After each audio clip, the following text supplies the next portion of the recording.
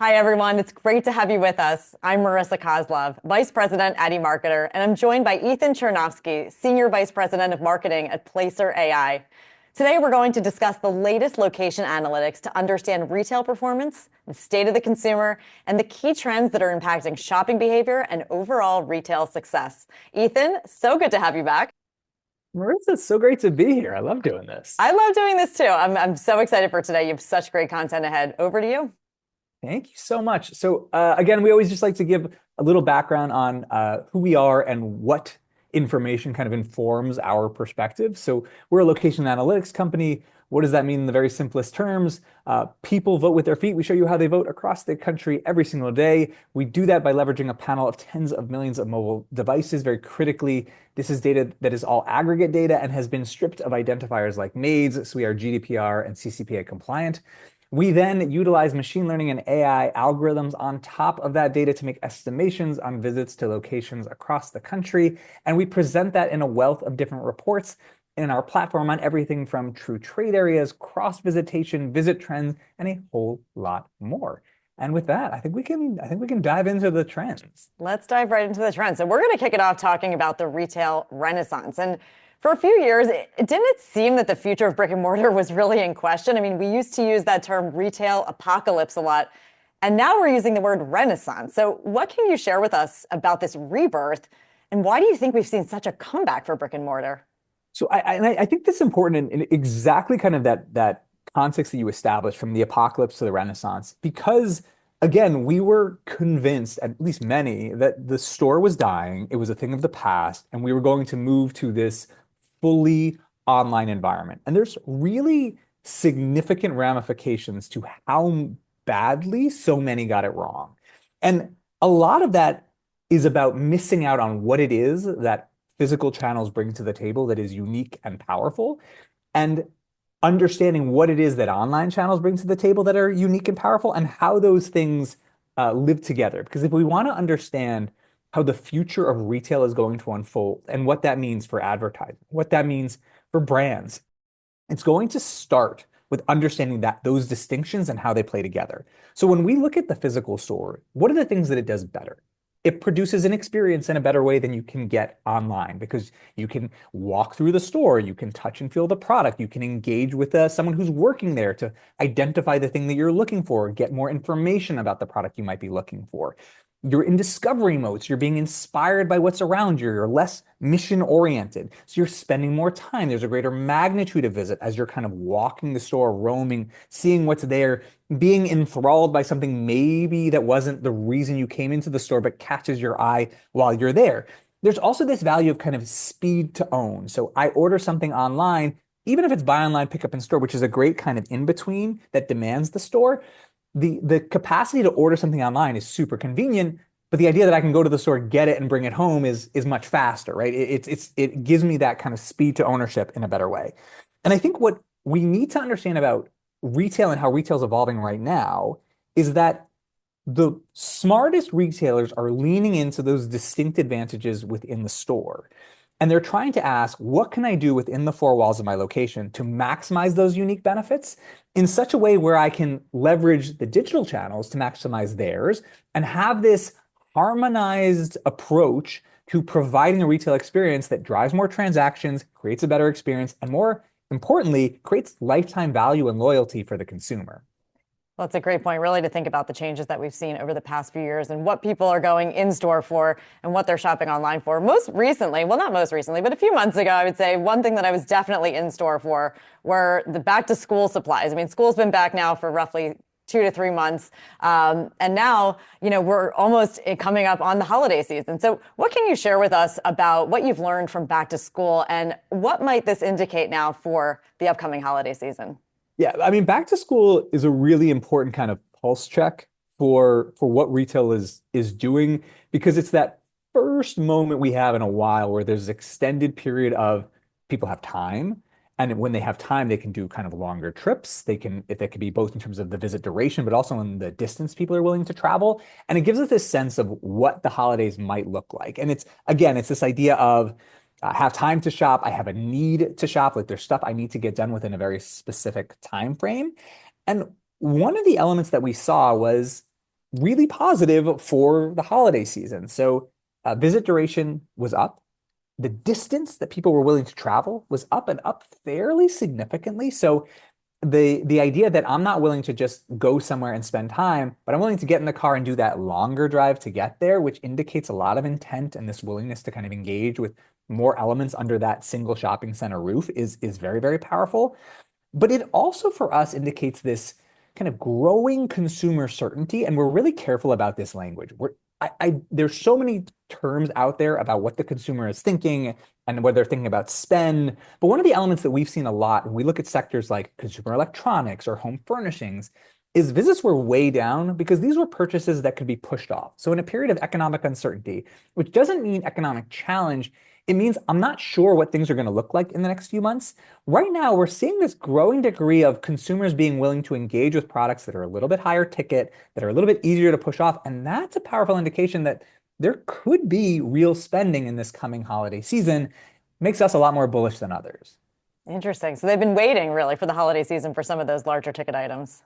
Yeah, I think it's partially waiting, but it's also having the willingness to make that spend. Because again, like if you need a new couch, you don't need it tomorrow very often. Sometimes you do, but like it's something you can wait a few months for. But if I'm starting to go to the store, try things out, that's a really good signal that my intent is rising. Well, what about shopping malls? I mean, the mall was frequently at the center of the retail apocalypse, which we spoke of earlier. What has changed, and what does this mean for brands and advertisers? So I think there's a few things that are really important here. And the first is not only are malls doing well, they're like kind of trending ahead of years that we've seen in the past. And so much of this, so much of the last few years of retail has been oriented to this conversation of headwinds and tailwinds. Who is well positioned because of the wider circumstances, and who is less well positioned because of this context. Malls are doing well now because of strategic decisions made by mall owners, right? It's not random, it's not a roll of the dice, it's not just positive tailwinds. It's really smart decision making on where retail was going. And that's leaning into experiences. One of the things that was interesting is in the back to school season, malls that had movie theaters, amongst our top hundreds, like so malls that we look at that are high performer, the ones with movie theaters outperform those without, right? So if I have more reasons to visit, more reasons to stay, I'm more likely to head over to that specific location. And this tells us that the magnitude of visit is growing. The aim and element of experience is more important, which is why a lot of these installations we're seeing in malls are doing so well. And so as advertisers, as marketers, the potential of the mall as a platform to create these engaging experiences, to create an element that will extend a visit, which brings value to the mall, allow me to have that real touch and feel with the customer. These are really significant opportunities for the brands, for retailers, and for the consumer. And I think it's creating this space where there's a renewed level of excitement, not just of what the mall is, that it's not going to kind of, be a part of this inevitable decline, but that there's actually a foundation for it to be something even more significant in the future. So true. It's funny. I actually had a great experience in a mall recently. I saw the Harlem Globetrotters play right in the middle of a mall. That was such a unique experience, nothing I'd ever been a part of, and it was right in the middle of a mall. There was like an Arena League football game in a mall. There was like when I was, it was in the Aventura Mall this summer, and they had like Hmm. this, it was like a Nintendo pop-up with all these like immersive video game experiences. It's really cool, creative ideas that are again, finding this tremendous win-win-win where the visitor to the mall is excited, the mall owner benefits, the retailers there benefit, and the brand benefits too. Exactly. Well, you and I both have so many experiences in the mall. I know we've talked about this previously. We have so many memories of the mall being a part of our young adult experience. So it's been very interesting to follow how that's evolved. So in thinking about those experiences, how important is experience for retail performance, really both in store and also within the broader shopping centers that these stores call home? Yeah, I mean, it's so critical in both of those contexts, right? And we talked about this just a moment ago of if I have a movie theater in my mall, I did a better job of bringing people from distance because again, I'm not just going to fill up a bag with or to get one item on my list. I can now justify, oh, it's a whole day out. I'm going to grab coffee. I'm going to grab lunch. I'm going to go see a movie. I'm going to do some shopping too. Like that's a really significant opportunity, but experience within the store too. Like, what are we aiming to provide? What are we attempting to accomplish within that visit?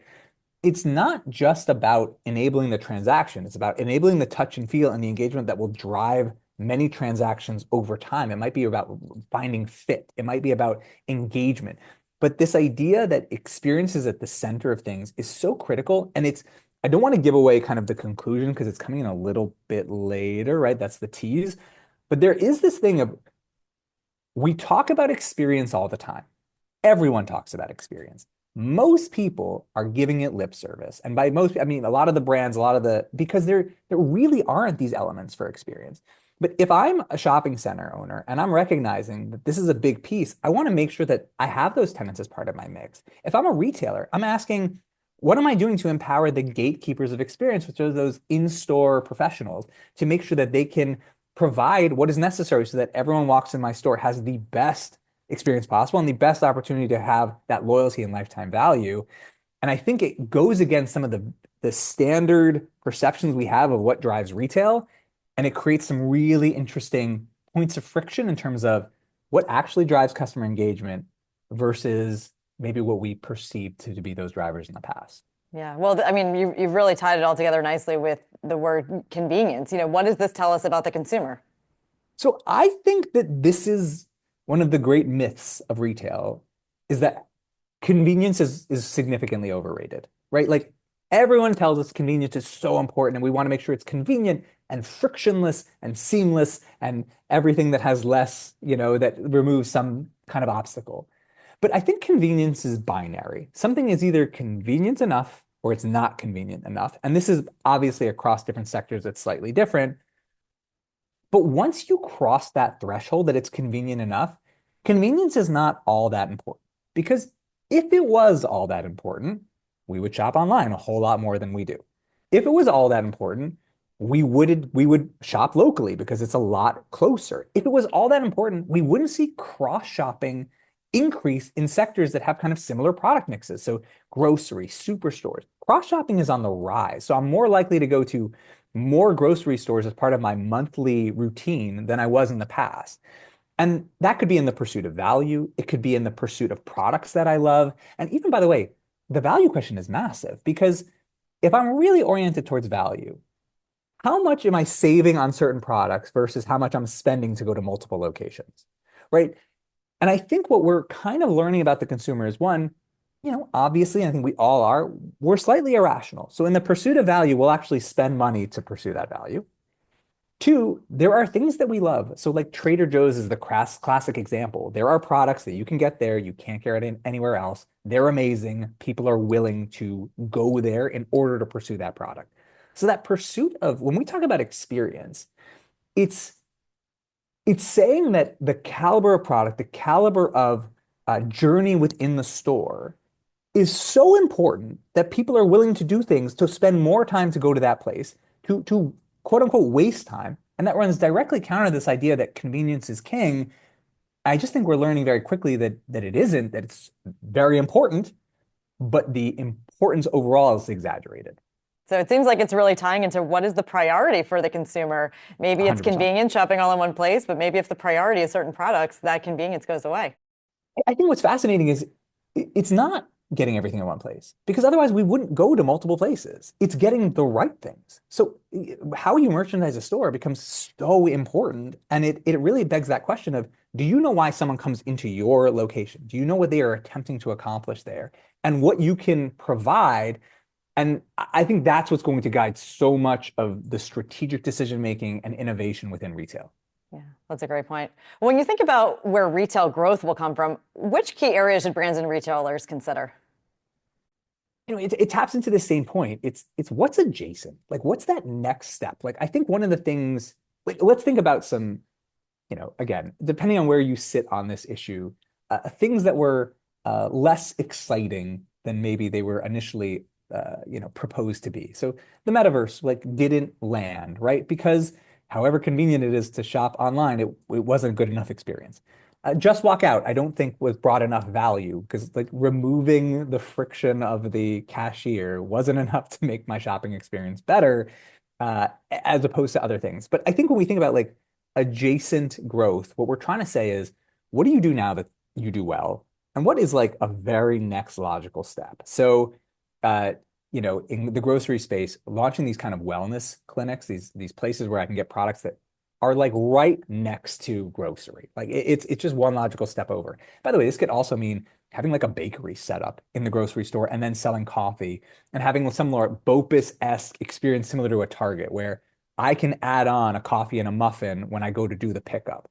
That's adjacent growth. That's saying I do this thing well, and the next logical step over makes sense.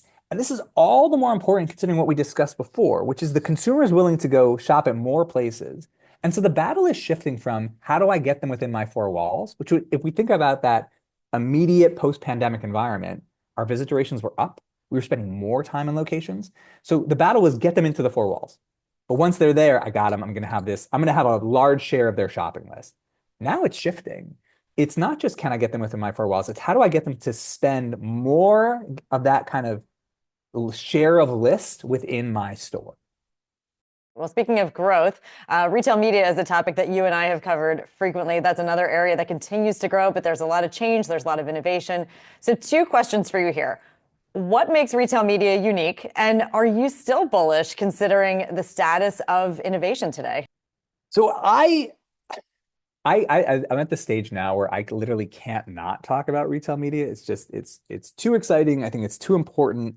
I think it's I think it is unique. And I think the reason it's unique is because of the level of value it brings and the ripples of those values. So obviously for the retailer, from a retailer perspective, this idea that I get so many visits, so many more, by the way, than I have online in many cases, that I can start kind of taking advantage of those visits, leveraging them to kind of drive awareness. And it's a high margin revenue. That's very, very exciting.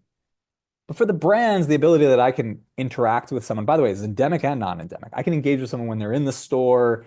I can kind of create that touch point when they're in discovery mode. That's really exciting and powerful. And for the consumer, one of the things that we found is the consumer is excited by this because they want to be made aware of things that they might like and they want to be kind of inspired as they grow through. Again, when we think of that mentality when we're in the store. So I'd say I'm very, very bullish because of that unique element where it brings value across the board. The big thing for me with retail media is we're still in the phase where it's very exciting, but is it going to be accessible enough where I can say, I want to have reach, but I don't want to have an interaction with seven different players. I want to be able to align a lot of that. It's very exciting, but is it going to be annoying for the consumer in the end? Like, is it going to inhibit the journey? I think we need to ask, like, what are the things we can do to take it to the next level? And I think what we can do is ask really interesting questions like, what are the behavioral indicators that this is a good place for me to advertise? So cross visitation with, again, like I'm a we're running CVS and we're running CVS's retail media network is the likeliest indication. I don't know, we're selling a gold covered chocolate, like it's chocolate with gold flakes. I don't want to sell that everywhere. I want to sell that to an audience that has more disposable income because it's a silly product. It's who's going to buy it, right? But that level of thinking, and so maybe people who shop at like Erewhon, like the really expensive grocery store, are more likely to have like, oh, this is someone who's going to spend a lot and spend a lot on food than just like high HHI. And I think what we want to do is figure out how to leverage this channel properly. It's the promise is there. It is now an execution question. And it's just kind of each year, is this going to be the year of the leap forward? Because I think we're taking very positive steps, but we haven't leapt quite yet. Well, we will see what 2025 eventually brings for us. But it was interesting. The chart that you shared on the previous slide highlighted, visitors both in store and online, which, when you stop and think about it, you realize how many places a single consumer is in the course of a day.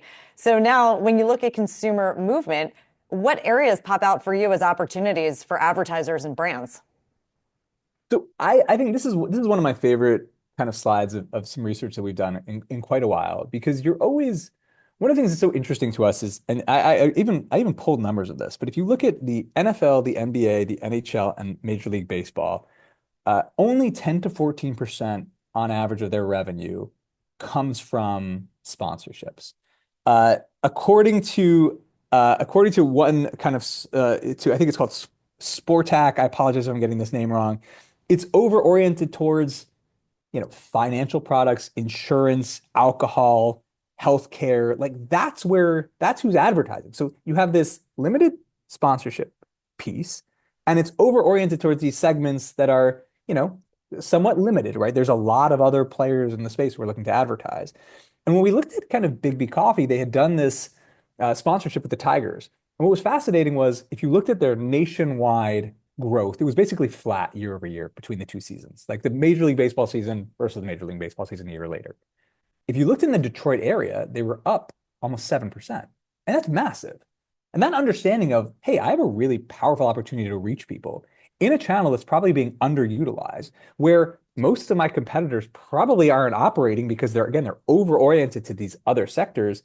I think this question of like, where are their people is a big question we need to ask. And where are there people where I can develop a connection with them? Because sports is this obvious one, but concerts, downtown areas, I mean, malls, we talked about the shopping centers, there's a huge amount of footfall. And understanding like, is there a similar mentality, a guiding light to the way I interact with them and the type of messaging I can bring? I think we're kind of recognizing with this brick and mortar renaissance that there are wider implications of if the physical world is on this comeback, the whole physical world is on this comeback, and there's so many opportunities if I'm trying to reach audiences. Well, where people are has really changed over the past 4 or 5 years. It's no secret many people have moved their permanent residence in these past few years. What can we learn from these migration patterns? And also, what does that equate to for retailers, advertisers, and brands in terms of opportunity? So I think this is key, and the nuance here is really critical. So the fact that there's more people is nice.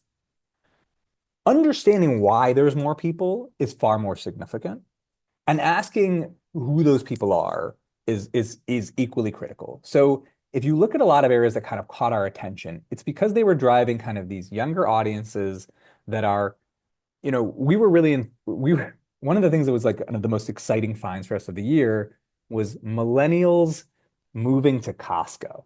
Like this significant increase in millennial shopping at Costco this year. And we're like, if I'm Costco, I am like throwing a party. I'm shooting out streamers. This is the best news in the world. Because we don't classically think, who's going to love Costco? Young audiences.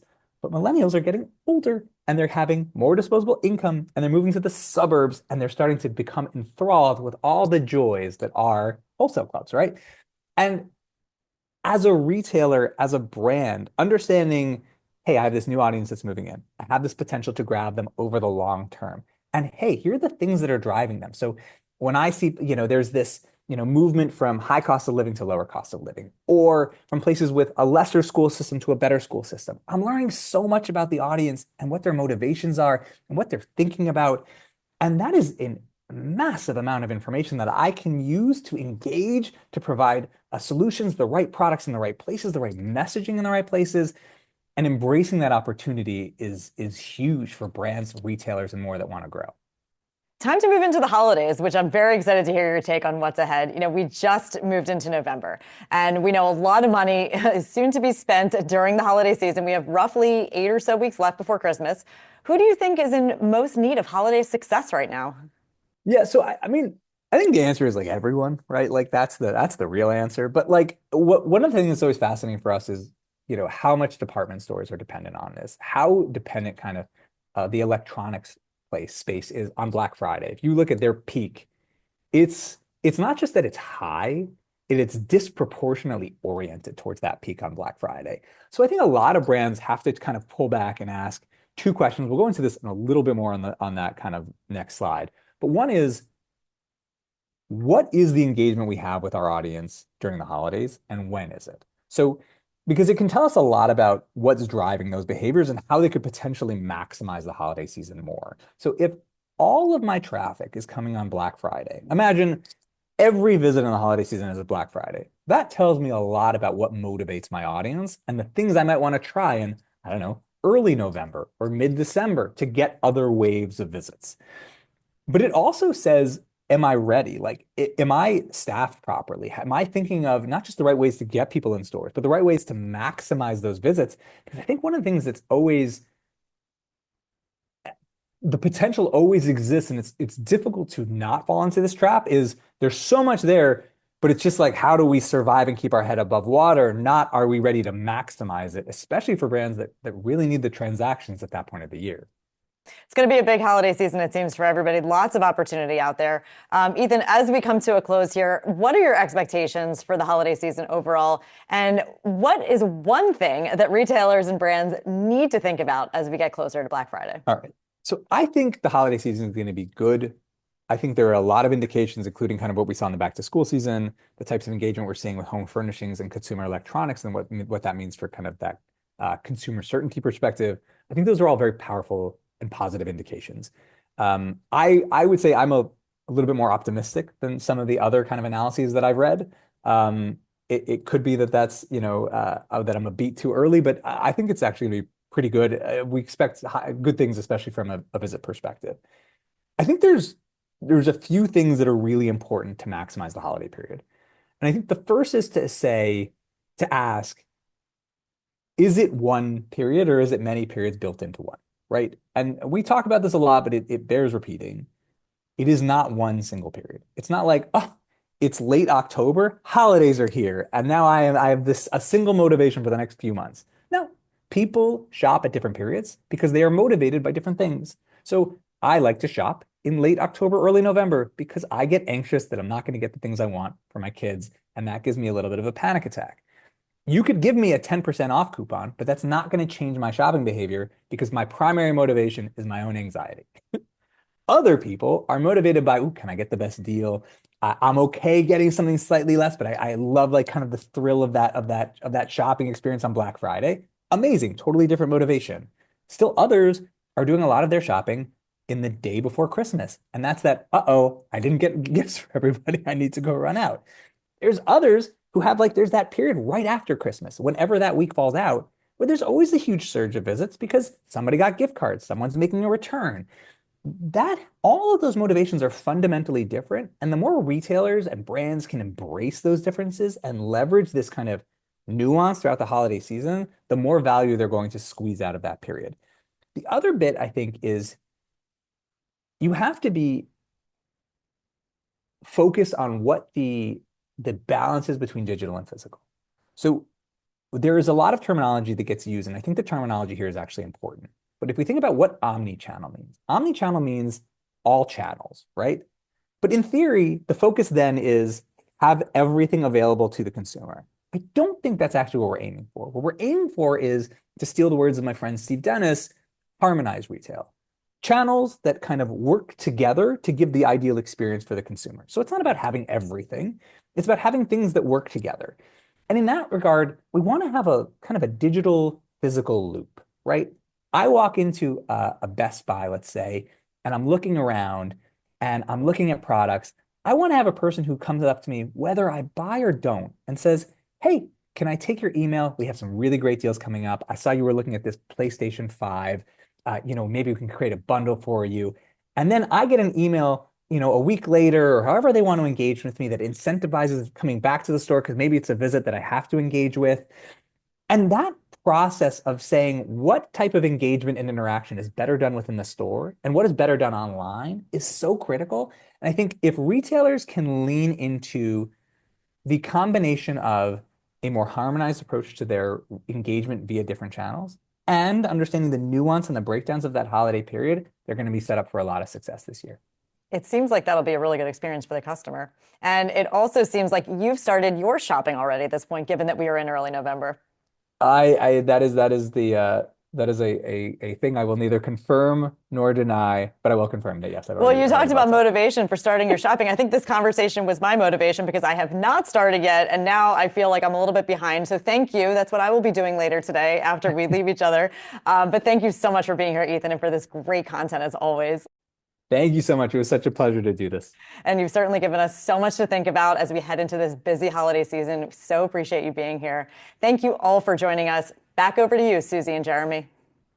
Thank you so much, Marissa. Wow, that was great. Ethan, I know, shared a lot of really great stuff there. We are back to share our final take and to answer some more of your questions. So many different places to start. I feel like this is a really good one, maybe Susie, to throw to you that we have from the audience. By the way, keep them coming, okay? The night is yet young. How can a marketing campaign be seamless between online and offline in terms of measurement? That's obviously a pretty tricky one, right? I mean, it's so hard. And we talked a little bit about the data up front in one of the other sessions. If you don't have the data that's interconnected, then you're going to have an even more difficult time understanding online, offline behaviors. And I think we think of them as two separate channels, which they obviously are, but they're so interlinked when you think about the app, as Sarah Lebo was saying. And so it's just figuring out on your end how you can really have that 360 view of the customer. But truthfully, I don't know that I have an answer in terms of really how do you stitch it together if you don't have the right call, like on in store, you need to have some sort of call to action that sends people online so that then you can measure it. Otherwise, it's really hard. And also these metrics, of course, are really difficult to measure, but they're also quite different, right? Like if you think about dwell time and what that means, like I was looking at some Placer data recently, at major retailers like Costco, Target, Walmart. Dwell time means an entirely different thing if you're talking about online versus offline. So Right. making sure that you reconcile that and accept that these different types of engagement with your brand and with your campaign are very different. I mean, and that's a good point too, right? Like some of the things are really apples and oranges, and you can't even mix them together. So like if you think about foot traffic, it might not equate to website people that are coming to your website, because if you're an anchor store, people might be parking and then just going through your door to get to the mall. And so like all of a sudden there is foot traffic, but it's kind of useless foot traffic because there was never any intention. That's an industry term. It's not actually a store that just sells anchors, FYI, everybody. Yeah. So like big department stores typically were the stores that anchored the mall, that were on the periphery, sort of where people would park and go through into the mall, and a draw for malls. I feel like we had a really good question from the mountain session before, right? Yes, yes. Is there such a thing as too much AI? I think there's too much of just about anything if you go too far with it, right? I mean, but also, don't you think that there's, and we've seen this from marketers, that there's good and bad ways to use these tools, right? So you can use and deploy AI in the right way. I've seen some people do really interesting analysis where they're taking in a whole large swath of data and doing analysis that they wouldn't have been able to do before. But I've also seen people create very lowbrow content without, having a human editor or look it over and, fix it up. Yeah. So I think it's just more like, how are you using it, and not just, are you using it too much? Because are you using it in the right ways is a major part of the equation, no? Right. And yes, absolutely. And I think taking a step back and thinking about why are you using it, having some sort of KPIs that you're measuring against. Is it faster? Is it better? Is it saving time? Is it bringing you more money? So understanding what you're trying to figure out will help you know if it's working or not, because if it's not working, then clearly you have to think about it again. From a consumer lens, it's too much if the consumer is not aware that you're using some sort of AI generated chatbot or some sort of AI assistance. I think it's really critical to be transparent about it. Otherwise, it's too much. And also disclosures and what's kind of expected. Like you don't expect a brand to say, disclosure, I use Google Docs, right? But Google Docs autocomplete sentences for me sometimes. Do I But need you to use those? do I Yeah, every now and then it has something good. It's Yeah. not, but the point is as a human being, as a marketer, you're the one who's signing off on it, right? Yes. So the buck stops here, and you have that responsibility as a marketer to make sure. By the way, send me a LinkedIn afterwards, and I will show you all of the great AI tricks out there. I think one of the ones that I even did, because we went through so many great panels today, I basically took all of my notes for every single panel and I crunched them into some bullet points. And yeah, I mean, it's great to be able to use a tool that lets you do something you might not have been able to do otherwise. It's obviously not a substitute for human creativity or any of the things that we bring to the table. Right. So, I mean, retailers are using AI, Gen AI, and maybe soon predictive AI with it to help with product development. I do think that there is, like in retail, general retail, there is an art and a science. So, is there such a thing as too much AI?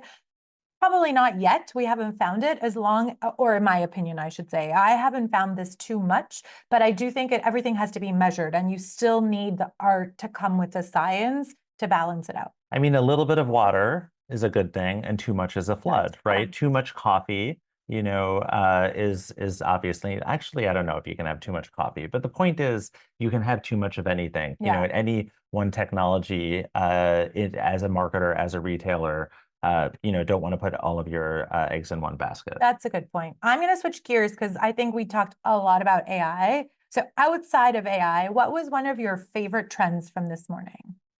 Man, there were so many, but I think that one of the more interesting ones is retail media has been so incredibly huge over the last few years, and understanding commerce media and how basically there are all these other industries like financial media, travel media that are going to take things from the retail media playbook and open up new surfaces and find interesting ways to take data that's out there in a way that adds value, hopefully, to the average consumer. To me, that's going to be one of the more fascinating.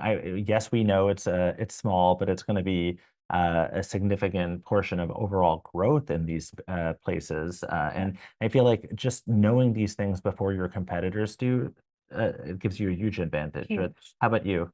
So it's so interesting because we're working through both our eMarketer Trends to Watch report, as well as there are lots and lots of industry specific trends to watch for 2025. And I'm working on a lot of them just on the back end after the analysts go through them. So I don't know if this is one that we talked about this morning or if I'm just leaking one, but I do think there is something around how again, we spend so much time talking about retail media around how there is this cross section of affiliate and retail media that's going to start to merge, and that we're going to start seeing things moving up and down the funnel in different ways that we weren't expecting. And I think we kind of heard about it a little bit on the panel. I'm not sure if it was in Evelyn and Sarah talked a lot about just the long tail and how there's going to be consolidation, which is another trend that we're looking out for. By the way, there are going to be a lot of, as we're going to mention, a number of different really compelling eMarketer summits and other events over the course of the next year. So what are the things that you want to know about? We'd love to know in the last few minutes. But yeah, building on what you just said, our colleague Max, I know, had done a lot of really great work about affiliates and affiliate marketing, which is, I think, one of the top things that nobody talks about, but really kind of power so much of commerce that's happening online. More and more big creators are becoming major affiliate marketers and figuring out the mechanics of that. I think that's an area where not just marketing to those individuals, becomes paramount, but those are the tastemakers. Those are the people that can really move your product in a meaningful way, especially if you're trying to break through the clutter in a really crowded marketplace. Yeah. Although it's funny because when I think about affiliate, I also think I guess I'm old school. I was working in retail, like at a retailer for a very long time. I think of Rakuten as the original affiliate, which is not necessarily a tastemaker, but it's interesting to just see how affiliate has moved into creator economy as well. One of the other things we touched on lightly, which I know we spend a lot of time as well at eMarketer talking through, is social and streaming and how it's all coming together. The creators are taking a page out of streaming, and streaming is taking a page out of creators. It'll be really interesting to see what happens in 2025. This is something that, we've covered a lot recently, is that, there's a finite amount of time that all of you at home have to spend with media, right? And of course, most of the time, what you want to do is be part of B2B virtual summits. We know that. But, apart from that, you have a finite amount of time, and you can spend it on YouTube, or you can spend it on Netflix or TikTok. All these things converge. Yeah. And, and as a result, it's just one of those things where it's getting to be harder and harder to break through this clutter. And you do see more players converge on the same space in order to tap incremental growth. Yeah. Speaking of finite time, that was so fun, Jeremy, but unfortunately, that's all the time we have for today. Thanks again to all our wonderful analysts and guests that shared their insights with all of us today. And a big thank you to our production crew behind the scenes for all of their hard work. Also, thanks to you. Thanks so much for spending part of your Friday with us. And I want to remind you that all of today's sessions are already available on demand. Just watch them again or share them with your colleagues or both. Let me just take a quick second to tell you what's happening at eMarketer. There's too much happening at eMarketer. We got to slow down. You can visit emarketer.com to register for upcoming live webinars. You can tune into Behind the Numbers, our amazing daily podcast. And you will be hearing more from us about our virtual and live events coming soon in 2025. And if you're not already a subscriber, I'm sure there's about 4 or 5 of you, visit our website to learn more about Pro Plus and the insights your team can start using in their end-of-year planning and initiatives right now. Thank you again for joining us today, and have an amazing weekend.